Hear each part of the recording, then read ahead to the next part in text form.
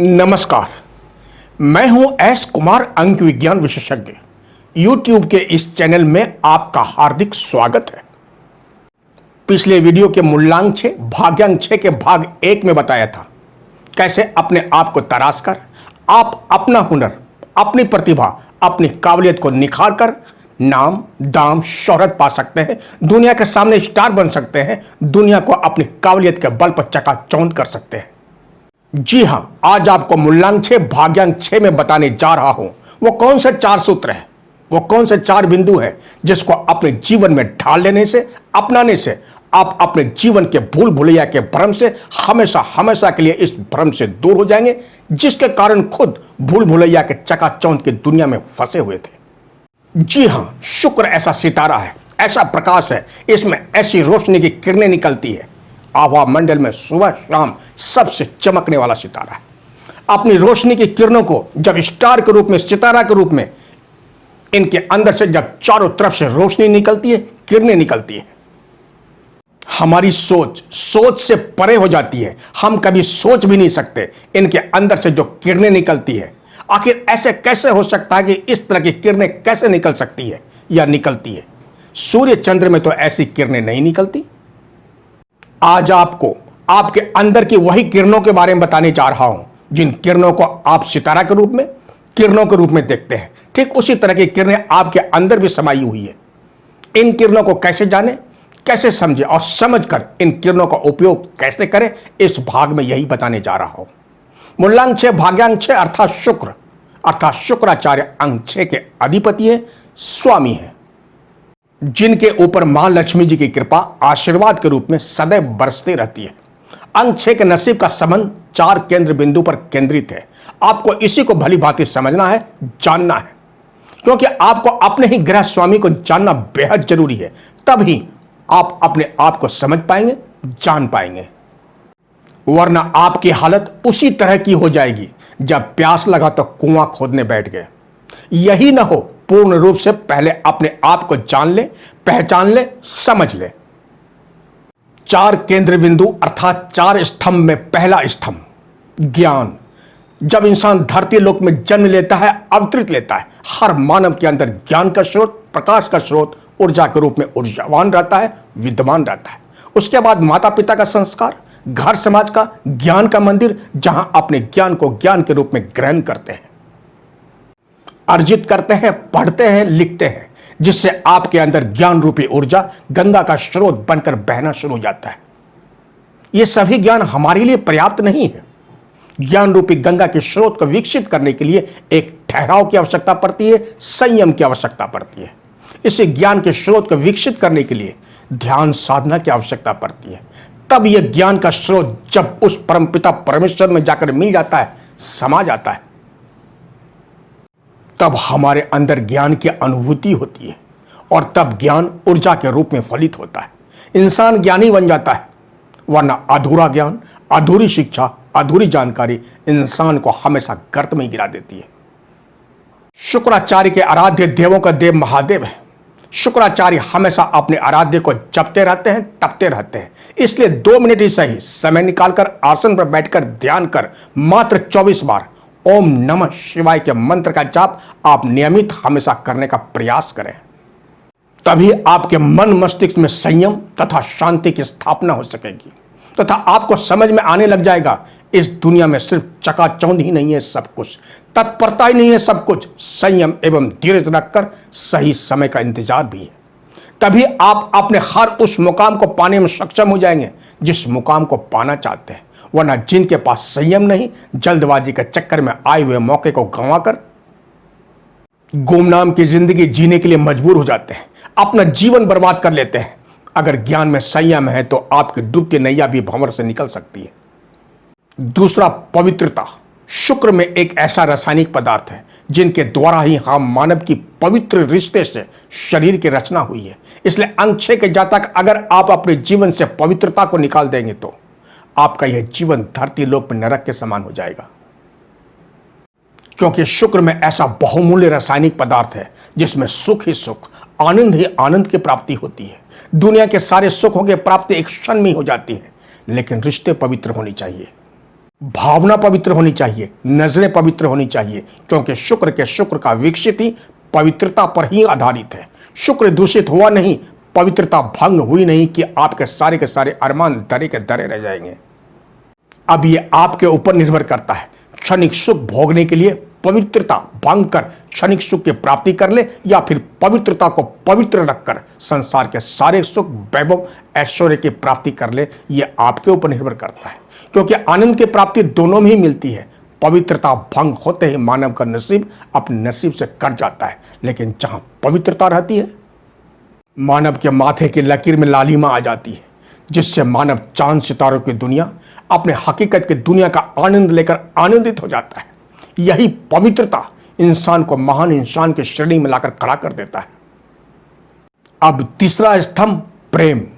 प्रेम की परिभाषा जितना भी कहा जाए, जितना भी बोला जाए, जितना भी लिखा जाए, कम ही पड़ जाता है। प्रेम बिना जग सुना। जी हां, दिल में अपने प्रति प्रेम, दूसरों के प्रति प्रेम, हर प्राणी जीव जंतु के प्रति प्रेम, घर संसार अपने देश के प्रति प्रेम, प्रेमी प्रेमिका के प्रति दिल से प्रेम, माता पिता सखा बंधु के प्रति प्रेम। अगर मानव के अंदर प्रेम की भावना ही ना हो तो वह शुक्र कैसा? यह अपने आप में ही एक प्रश्न है। प्रेम भी ऐसा जो निश्चल प्रेम हो, जिसमें दूर दूर तक कहीं स्वार्थ न हो, दिल से दिल का प्यार, प्रेम के प्रति सहानुभूति, प्रेम के प्रति जिज्ञासा, प्रेम के प्रति आत्मसमर्पण का भाव, प्रेम के प्रति आदर सम्मान का भाव, प्रेम के प्रति तड़प, प्रेम के प्रति जिज्ञासा, एक याद करे दूसरे को महसूस हो। प्रेम में दर्द ऐसा कि दर्द एक को हो, दूसरे को दर्द का एहसास होने लग जाए, एक के याद करते ही दूसरा प्रकट हो जाए, एक के दिल की आवाज दूसरे तक पहुंच जाए। प्यार को आनंदित कर, प्यार को आनंदित करता रहे। ऐसा प्रेम जो जन्मों जन्मांतर का एहसास दिलाने लग जाए। शिव कैलाश निवासी हैं और आप धरती लोक के निवासी। आपने उन्हें कभी देखा नहीं, उन्हें स्पर्श नहीं किया, उनके भस्म की खुशबू को आपने कभी महसूस नहीं किया, फिर भी आपका प्रेम, आपकी भावना में शिव के प्रति प्रेम है ना? आप उनसे निश्चल प्रेम करते हैं ना? क्यों? क्योंकि आप महादेव को दिल के अंतरंग मन से प्रेम करते हैं, निस्वार्थ भाव से, दीवानगी की हद तक प्रेम करते हैं। आपके दिल, आपके दिमाग को यह एहसास होता है कि हां, मैं शिव को दीवानगी के हद तक प्रेम करता हूं या करती हूं। बम बम भोले के स्वर से गूंज जाता है यह पूरा संसार। जिस तरह मीरा अपने मोहन से निश्चल प्रेम करती थी, दीवानगी की हद तक प्रेम करती थी, राजपाट छोड़कर अपने मोहन के लिए सन्यासिनी बनकर एक तारा लेकर गली गली दीवानगी के सारे खादे पार का हरि भजन करने लग गई थी। किसी ने सही लिखा है, मीरा हो गई मगन, वो तो गली गली हरि गुण गाने लगी। जिस तरह राधा अपने कृष्ण के निश्चल प्रेम की दीवानी थी, जब कृष्ण बांसुरी बजाते राधा दौड़ी दौड़ी चली आती थी, क्योंकि राधा श्री कृष्ण में और श्री कृष्ण राधा में अंतरंग मन से जुड़े हुए थे। यही राधा कृष्ण का निश्चल प्रेम आज भी इस सृष्टि के कण कण में राधा कृष्ण मीरा मोहन समाये हुए हैं। यही वो प्रेम है जो मूलांक 6 भाग्यांक 6 के जातक का शुक्र निश्चल प्रेम को दर्शाता है। जहां प्रेम पवित्र होते हैं वहां सदैव मां लक्ष्मी जी की कृपा बरसती रहती है, क्योंकि जहां रिश्ते पवित्र होते हैं वहां पर हमेशा प्रेम पवित्र बनकर उसकी पवित्रता की ऊर्जा वहां पर प्रवाहित होती रहती है। तो ये था 3 स्तंभ। अब चौथा जो शुक्र का आखिरी स्तंभ, शांत। शांति नहीं, शांत, शांत की बात कर रहा हूं। आपके अंदर जो शुक्र का पदार्थ है वह बहुत ही बेशकीमती पदार्थ है। उसी पदार्थ से आपके अंदर की गरिमा को, आपके व्यक्तित्व के आभा में चमक पैदा करता है, आपके व्यक्तित्व को तराश कर निखारने का सामर्थ्य रखता है। आपको अपने मनोस्थिति की व्याकुलता, तत्परता, उत्तेजना को शांत कर पूर्ण आत्मविश्वास से भरकर सिर्फ शांत रहकर सही समय का इंतजार करें, संयम का परिचय दें, क्योंकि आपका मूल्यांकन आप नहीं कोई और करने वाला है उस बहुमूल्य पदार्थ को। उतावलापन में उतावला कर उसे व्यर्थ न गवाएं, क्योंकि जिस घड़े में पानी आधा होता है वही छलकता है, लेकिन जिस घड़े में पानी पूरा भरा होता है वह कभी नहीं छलकता। अगर उतावलापन होने से छलक गया तो पूरी जिंदगी आपके अंदर आत्मविश्वास नहीं आ पाएगा, आपकी पूरी जिंदगी पर प्रश्न चिन्ह लग सकता है या लग जाएगा। इसलिए उतावलापन से बचें। पृथ्वी को भले ही भोग और विलास के स्थान मानते हो, लेकिन यह हमारे लिए एक विद्यालय है जहां हमें लगातार परीक्षाएं देनी होती है, धैर्य एवं संयम के साथ। शुक्र का यही चारों स्तंभ ज्ञान, पवित्रता, प्रेम और शांत, जब यह चारों स्तंभ, चारों ऊर्जा एक जगह एकत्रित होकर अपनी दिव्य अलौकिक ऊर्जा, दिव्य प्रकाश के रूप में यह चारों स्तंभ से किरणें निकलने लग जाती है। यही चारों स्तंभ की किरणें सितारों में प्रकाशमय के रूप में दिखाई देने लग जाती है। अपनी अपनी ऊर्जावान होकर किरणों के रूप में प्रकाशवान होने लग जाती है। शुक्र एक पवित्र रासायनिक पदार्थ है जिसकी पवित्रता पर ही उपलब्धियां निर्भर करती है। शुक्र का संबंध पवित्रता से है, संयम से है, वरना आपके आगे आई हुई खुशियां आपसे दूर होती चली जाती हैं। यही वह चार किरणें ज्ञान, पवित्रता, प्रेम और शांत, इन्हीं चारों स्तंभ से मानव के अंदर आत्मविश्वास जागता है। पांचवा स्तंभ जो आत्मविश्वास के रूप में स्टार से जब भी किरणें निकलती है, वो हमेशा 5 ही किरणें निकलती है। जब देवों का देव महादेव ध्यान साधना में लीन थे, तब कामदेव महादेव के ध्यान साधना को भंग कर ध्यान साधना से जगाने के लिए कामदेव ने कामवान का प्रयोग कर महादेव को साधना से जगाने की कोशिश की। अंजाम क्या हुआ? जैसे महादेव को एहसास हुआ ध्यान भंग हो रही है, शुक्र जाग रहा है, महादेव क्रोध से वशीभूत होकर आंख खोले और तीसरे नेत्र की क्रोधाग्नि से कामदेव को भस्म कर दिए। क्योंकि महादेव अपने ध्यान साधना के द्वारा पूरे सृष्टि का भ्रमण कर सृष्टि का कल्याण करते हैं। लेकिन शुक्र का ऐसे समय में जागृत होना उद्देश्य के पूर्ति में विघ्न डालने का कार्य करता है। इसलिए जब उद्देश्य के पूर्ति में जब जब शुक्र की जागृति होती है या शुक्र का प्रयोग किया जाता है, मानव के उद्देश्य के पूर्ति होने में बाधा उत्पन्न कर उद्देश्य से भटका देता है। और जब इंसान एक बार अपनी ही राह से भटक जाता है, फिर कभी उद्देश्य की पूर्ति नहीं हो सकती या हो पाती है। इसलिए जब जब भी आप शुक्र का उपयोग काम वासना के लिए करेंगे, गलत संबंध स्थापित करने के लिए करेंगे, स्वयं अपने ही शुक्र की ज्वाला से जलकर भस्म हो जाएंगे। क्योंकि शुक्र हमारे शरीर में एक ऐसे रासायनिक मिश्रण के पदार्थ से बनी है जिसका उपयोग महान उद्देश्य की प्राप्ति के लिए किया जाता है, पवित्र भोग के लिए किया जाता है, ना कि पवित्रता को भंग करने के लिए किया जाता है। शुक्र में एक ऐसी ऊर्जा है, ऐसी अलौकिक शक्तियां विद्यमान रहती है जिसकी शक्ति, जिसकी ऊर्जा, जिसकी किरणें मानव को महानतम की चोटी पर पहुंचा देता है, जहां हर प्रकार की भौतिक सुखों की प्राप्ति होती है। क्योंकि जहां पवित्रता रहती है वहीं मां लक्ष्मी जी होती है, और जहां पवित्रता नहीं रहती वहां मां लक्ष्मी जी दूर दूर तक नहीं रहती, और जहां नहीं रहती वहां शुरू हो जाता है जिंदगी भर के लिए जद्दोजहद, संघर्ष, जिंदगी भर की पीड़ा, जिंदगी भर के उबाऊपन से कभी छुटकारा नहीं मिल पाता। शुक्र का संबंध सीधा भोग विलास से है, लेकिन भोग विलास का यह मतलब नहीं कि आप अनैतिक संबंध स्थापित करें, सूरा सुंदरी में ही अपना जीवन व्यतीत करें। भोग विलास का संबंध आपके उन सारे सुखों से है, उन सारे खुशियों से है, उन सारे ऐश्वर्य से है, उन सारे शौहरत से है, उन सारे उपलब्धियों से है जिनको पाकर आपका जीवन कष्ट में नहीं सुखमय हो जाता है, आनंदमय हो जाता है। शुक्र अर्थात मां लक्ष्मी अर्थात शुक्र के रूप में आपके घर में अर्धांगिनी है जो मां लक्ष्मी जी के रूप में विद्यमान है। अपने घर की अर्धांगिनी को खुश रखें, प्यार करें, प्रेम करें। समय समय पर जब भी बाहर से आए कुछ न कुछ श्रृंगार का सामान जरूर लेकर आए। फिर देखें आपके घर में सुख शांति ऐश्वर्य की प्राप्ति कैसे नहीं होती है। लेकिन अनैतिक संबंध, शुक्र का दुरुपयोग हमेशा मानव को रसातल में ही ले जाता है। क्योंकि जहां शुक्र है वहां कर्म फलदाता शनिदेव का होना अनिवार्य है। और जब दोनों ग्रह आपस में मिलकर जब कसौटी पर कर्म फलदाता शनिदेव कसते हैं, कसौटी पर कसने के बाद अगर सफल हो गए तो हर प्रकार की वैभव का मिलना 100% तय है। क्योंकि शुक्र ही आभा मंडल में चमकने वाला एक अकेला सितारा है। लेकिन जब कसौटी पर खरे नहीं उतरे तो आपकी हालत उस तरह की हो जाएगी जिस तरह गन्ने को मशीन में डालने के बाद गन्ने का जूस निकलने पर गन्ना एक सूखी लकड़ी की तरह हो जाता है जिसे फेंक दिया जाता है, और फिर बन जाता है एक असफल इंसान जिसके पास अरमान तो है लेकिन अरमान कभी पूरे नहीं हो पाते। शुक्र का सीधा संबंध देवों का देव महादेव से है। क्योंकि शुक्र अर्थात शुक्राचार्य को क्रोधावश इसलिए अपने मुखमंडल में लेकर अपने शरीर में समाहित कर लिए थे क्योंकि शुक्राचार्य शुक्र को जागृत कर महादेव के ध्यान साधना में बाधा पहुंचाना उनका मकसद था। लेकिन शुक्राचार्य महादेव के गर्भगृह में महादेव की तपस्या करने लग गए तथा महादेव को प्रसन्न करने में सक्षम हो गए। तब महादेव अपने लिंग द्वार से उन्हें बाहर निकालकर मुक्त किए। इसलिए अगर आप शुक्र का गलत प्रयोग करते हैं तो आप महादेव के क्रोधाग्नि से बच नहीं सकते।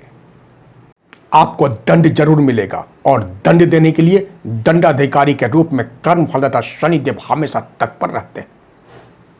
लेकिन हम मानव का दिमाग कभी इस तरफ जा ही नहीं पाता, क्योंकि एक तो चंद्रमा मन का कारक है जो कभी स्थिर नहीं रह पाता, दूसरा दिमाग अर्थात मस्तिष्क में राहु का एक शत्र राज चलता है।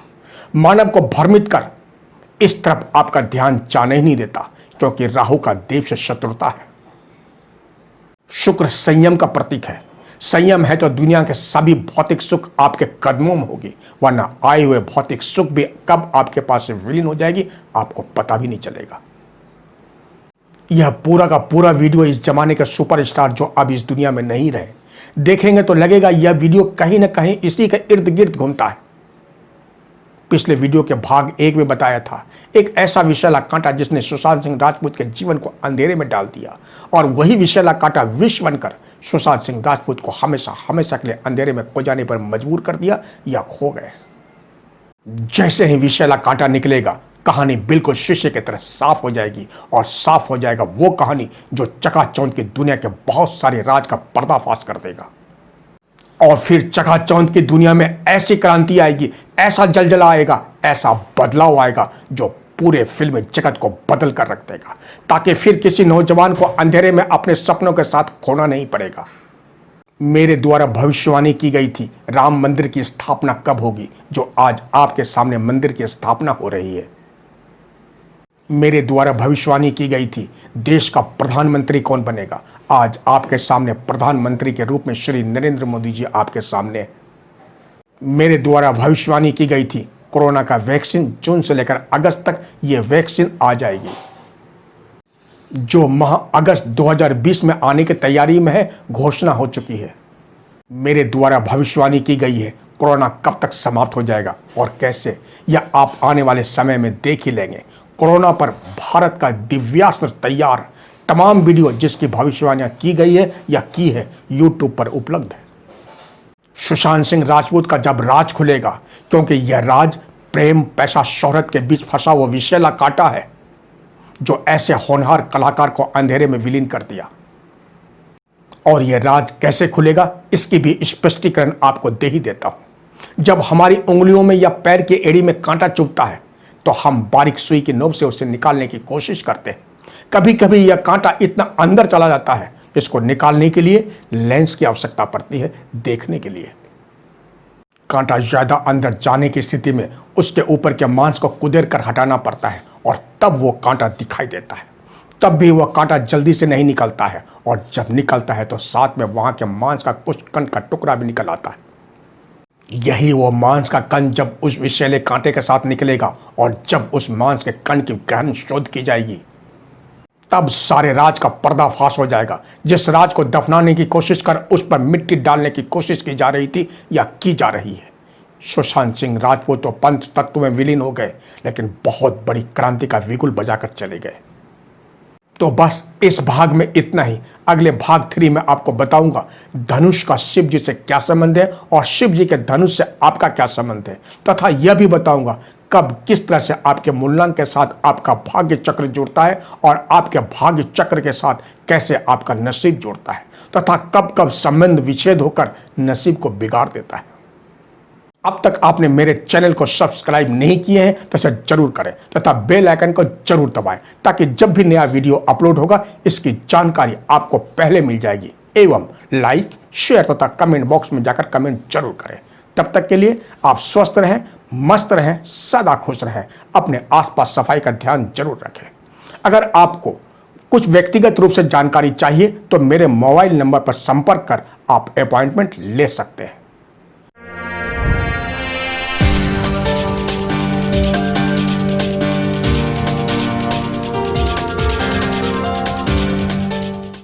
तो इसी के साथ जय हिंद, जय भारत।